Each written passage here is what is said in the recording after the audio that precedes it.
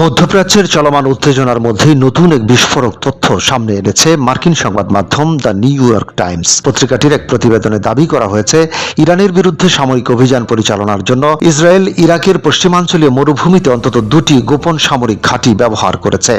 বিষয়টি প্রকাশ্যে আসার পর আঞ্চলিক ভূ রাজনীতিতে নতুন করে আলোচনা শুরু হয়েছে।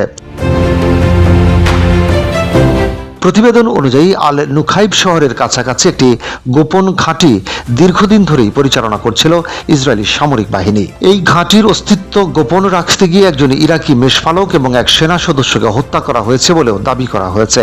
নিহত মেষপালকের নাম আওয়াদ আল শামারি, যার বয়স ছিল 29 বছর। নিউ ইয়র্ক টাইমস আঞ্চলিক কর্মকর্তাদের বরাত দিয়ে জানিয়েছে, ইরান ও যুক্তরাষ্ট্র ইসরায়েলের মধ্যকার বর্তমান সংঘাত শুরু হওয়ার আগেই ওই ঘাঁটি স্থাপন করা হয়েছিল। বিশেষ করে গত বছরের জুনে ইরানের বিরুদ্ধে পরিচালিত 12 দিনের সামরিক অভিযানে এই ঘাঁটিটি সক্রিয়ভাবে ব্যবহার করা হয়।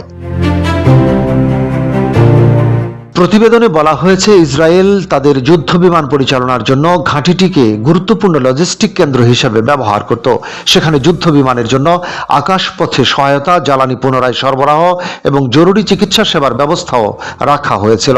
সবচেয়ে আলোচিত বিষয় হলো, যুক্তরাষ্ট্র এই গোপন ঘাঁটির বিষয়ে আগে থেকেই অবগত ছিল বলে প্রতিবেদনে দাবি করা হয়েছে।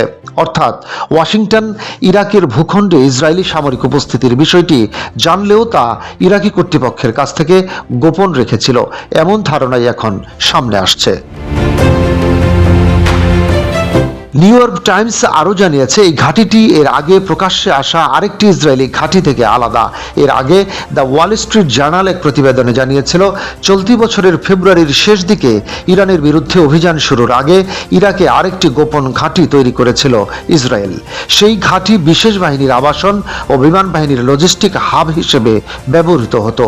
এদিকে এই বিস্ফোরক প্রতিবেদনের বিষয়ে তাৎক্ষণিকভাবে ইরাক সরকারের পক্ষ থেকে কোনো আনুষ্ঠানিক প্রতিক্রিয়া পাওয়া যায়নি।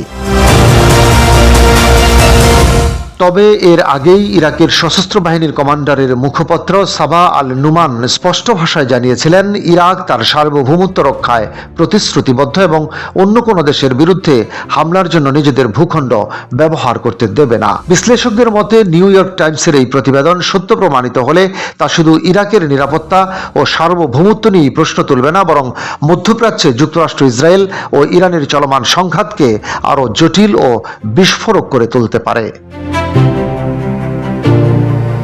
ডেস্ক রিপোর্ট, বাংলাবাজার পত্রিকা।